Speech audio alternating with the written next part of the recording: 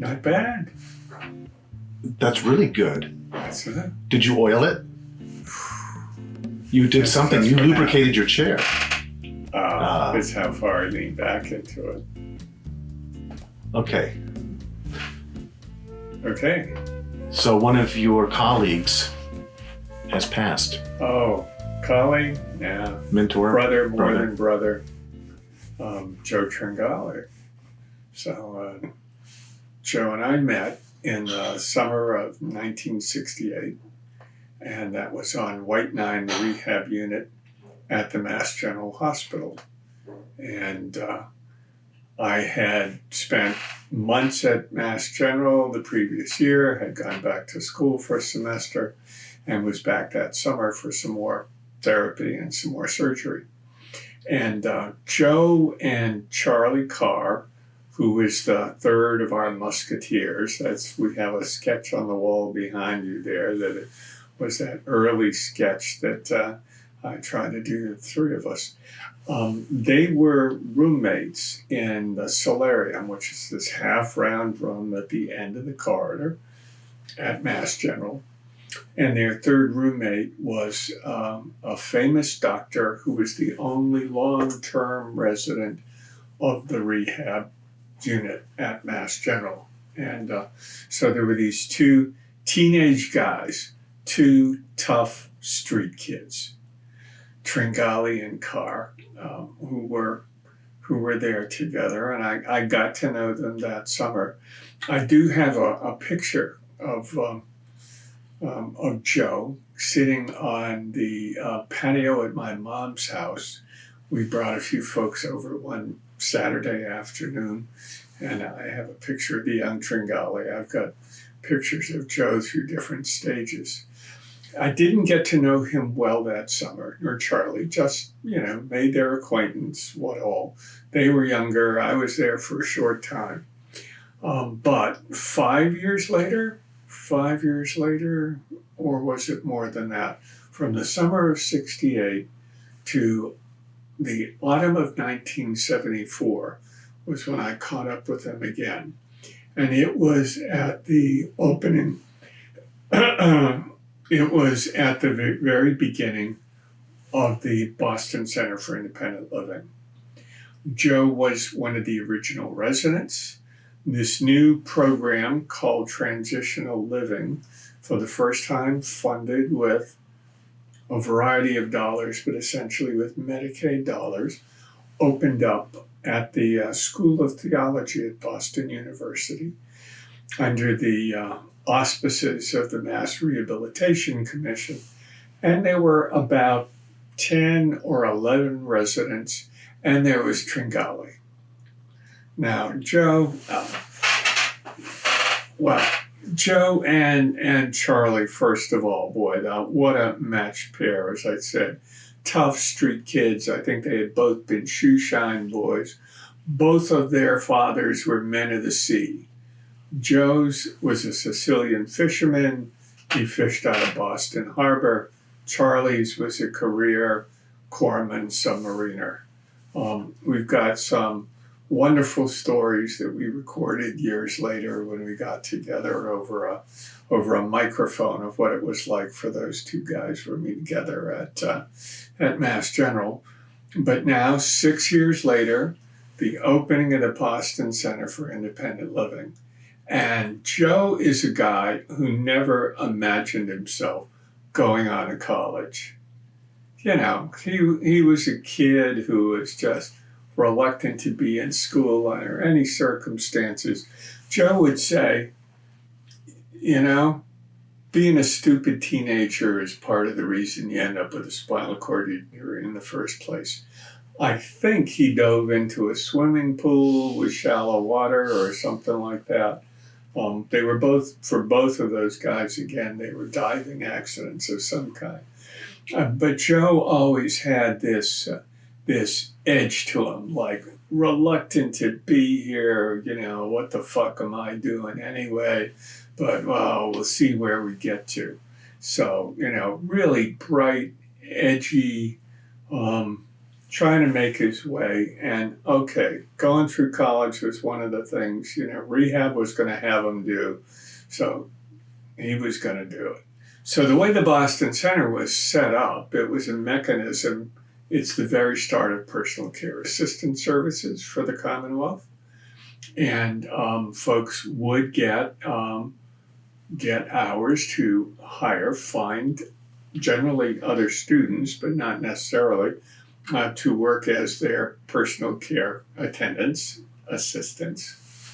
And I came in because I was the psychological consultant. The guy who had actually helped start the program, Fred Fay, had a doctorate in some kind of counseling psychology.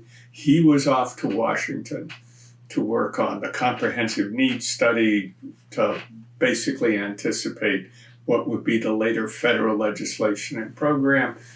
Boston was being ahead of the curve, the way Boston liked to do, and so had started this first program. Now, the School of Theology, as a couple people know, of course, the School of Theology at BU is Dr. King's school. And a meeting ground, the Boston Center was, I think, on the third floor of the dorm. And then somewhere downstairs, there was a kitchen. And Joe would describe that they would run into these, future ministers and all. And here they were, the guys with disabilities, mostly guys. There were 2 young women amongst the first residents. But it was, it was generally 3-4 to 1 men to women in the program. And I just loved Joe. I loved his edge. And my only really significant contribution as the psychological consultant, Joe was the first resident who I talked into giving up his hospital bed. We built him a platform bed. He got rid of the hospital bed with a trapeze overhead, and we built him a platform bed with a mattress that was at least double the size, as a result of which Joe was the first one who developed a long-term relationship. And that was with the woman who eventually, it must have been 3 or 4 years after that, when Joe moved to Western Mass. He went through the Boston Center. He was trying to work out what he was going to do, and he just needed some distance from from his family. Loved them. They were warm-hearted and really supportive, but he wanted to get on with his life. So we talked him into moving out to Western Mass. And Charlie Carr and his wife Karen Langley described that as the time when Joe ran off and joined the commune. We were in that old farmhouse on Southeast Street. We were not a commune, but we were some kind of alternative to alternatives. Right. We were just a pretty chaotic, fluid situation. But the other thing I remember him doing was the first time he cooked dinner. He was responsible, Ellen working with him, and he was going to make calamari. So he got those little squid, and he was, clawed hands. He had no grasp in his hands, smacking those little calamari against the edge of the sink. And so, Joe went on. He would say things, and I actually have the quote here. He would talk about, that the Boston Center made no sense to him. He said, if you could stay straight for a couple hours and put one sentence in front of another, then they wanted you to join a board. It made no sense to me. Basically, Joe just wanted to have them, leave them alone, and let them go fishing. For Joe, it was always, I'd rather be fishing. And something about that edgy, ironic, almost world-weary way. He would talk about what we were going through as hell. He would put no gloss on it. He'd been through hell. We were going through hell. This was a shitstorm we were dealing with. He would never And that was unlike Charlie and me. Charlie and I were the romantic optimists about all this stuff. It's just, yeah.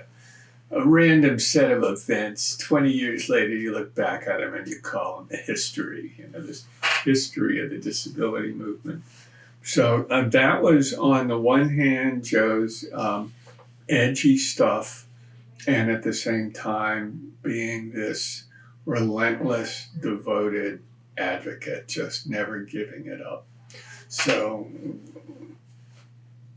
when he died a couple of weeks ago, Senator Comerford, Joe Comerford, who's been a great ally here in Western Mass, spoke and wrote beautifully about this guy with a big heart and the iron will, and said that she is going to get legislation passed for what was Joe's last great advocacy issue, which was eliminating estate recovery, that piece of the Medicaid program.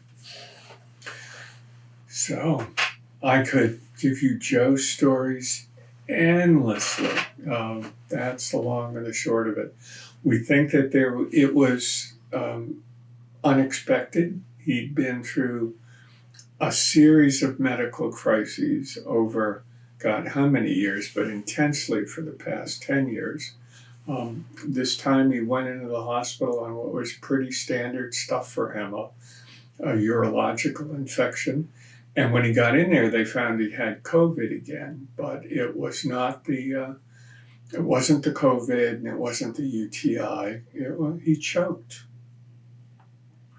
And by now, really exhausted, his heart stopped and gave up. He had actually, my last conversation with Joe, Joe called me up the day after my 77th birthday. So on December 13th, he called me up to congratulate me on my longevity, remind me that I now was the elder of the community, and encouraged me to stick around for a while, which I told him I would endeavor to do. So, early days of Stavros. So Tringali had packed up, moved out, and was living here in what had been a little garage at Stavros. And Bill Martin was my rehab counselor. And I had been a client of Mass Rehab for years, but never paid any attention to it. Sometimes they would pay some money towards my tuition at UMass, some books. That was all well and good, but this was the first guy I actually got to know as a rehab counselor. He showed up.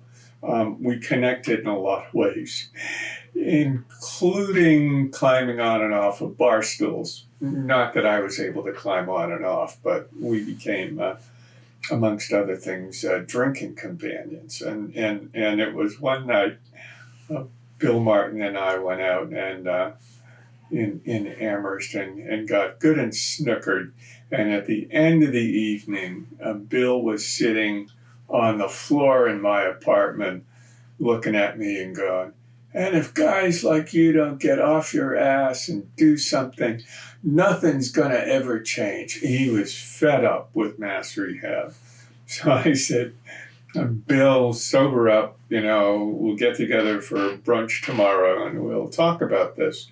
And that actually led to our going for the first flexible money, end of the year money from Mass Rehab to start doing something very different from what they were doing in Boston with transitional living. So we were going to the Western Mass alternative, and that was built around what we called peer advocate counseling. Bill gave up his job, his solid, dependable paycheck, and we'd raised a few $1,000s, and at some fraction of what he had been earning. This is the sort of thing that's familiar to you, Drew, right? For a better purpose to take on something that is meaningful to you. So Bill was the organizer, pulling people together who were peer advocate counselors, which meant get out on the road, people, we didn't have a place that people could come to. We didn't have public transportation.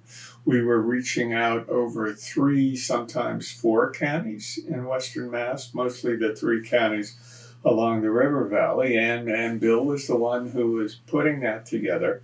So he gets Brother Tringali there and sends him on up. And a classic for Joe is, Joe is not gonna, I just want to be your friend, sharing, caring, Rogerian. That was not Tringali. It was like, hey. And he talked about this fella who was living in the front living room of his parents' home. They had plugged a bed there. The television was in front of him. And the man was hardly ever out of bed. So Joe comes in, talks to him for a while, and then finally looks at him and says, well, you're a real living TV guide, ain't you? And Joe basically lets him know, I'm out of here.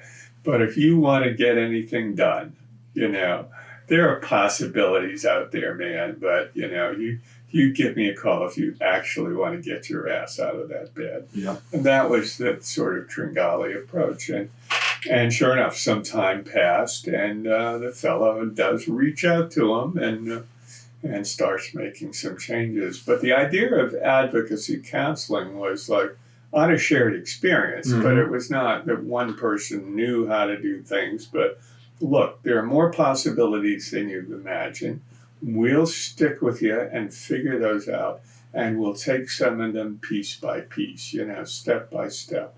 And then maybe as you start turning your life around and things start opening up for you, then you find a way of maybe being an advocate counselor yourself or getting involved in some of the advocacy and politics of it. So Bill Martin was our first director of services. And God bless him, he moved on to a successful career in business. And a couple of years with a strong kind of regathering of our 3 guys from White Nine, me and Joe and Charlie Carr, with Bill Martin, who showed up later around Stavros. Bill really has been taking the lead on wanting to find a way to record something for the celebration of the Stavros 50th. So there is some interview footage off there in a can somewhere that we have of Carr and Tringali and me. The other thing that I just dream of recovering, of interviewing with Joe, is this fellow who was wandering around the country for a couple of years in a van rigged out with video gear. Scott Cooper from out in California.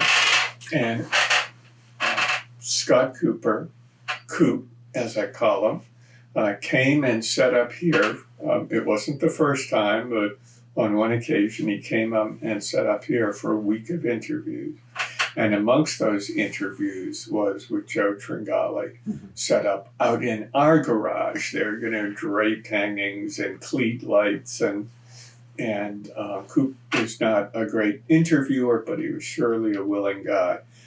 And we had family here that Sunday. I mean, it was a busy Sunday. We had our grandkids here, and I don't know who else, and it was a busy, busy day. And I saw Coop at one point come into our kitchen and go up to where we have some liquor over the oven and go in, and there was a bottle of bourbon, and it made it back to the garage. And I said, I really should go out there and see what's going on. I made that mistake and did not do that. And when Joe came back in, I mean, it was more than an hour later. So Coop had plied him with the bourbon and got Joe good and snickered enough. It was our bad. We should never have gotten in his van that night. He was stopped on the way home, and a compassionate officer of the law allowed him to call a PCA to actually drive him the rest of the way home. But Scott Cooper somewhere has a couple of hours of interviewing of Joe Tringali as Joe moves from a state of extraordinary sobriety to intoxication. Mm-hmm. And God knows, first of all, Joe had one of the most original minds I've ever known. The man was so funny when he was hitting it. It wasn't something you could just turn on or off, but when he hit it, the dude could hit it. So there's a treasure sitting out there. Are you still in touch with Coop? I have tried with Coop. Yeah, I am occasionally. We don't know where Coop is at with his health. I have leaned on him to get that footage. I sent him a 1 terabyte drive once, and I just have not been able to wrangle the guy. I was thinking of sending a few sympathetic adult Italians over there, Tringali's behalf, and say, it'd be a shame if anything happened to. It would be a shame, but we in someday we have not given up on it. Those treasures out there. Joe was an original, the spirited guy, and how can I possibly capture how funny the man is? We do have some of his writing that we'll be putting together, and the written word is amazing, but even more if we could get it somehow, upon the stage.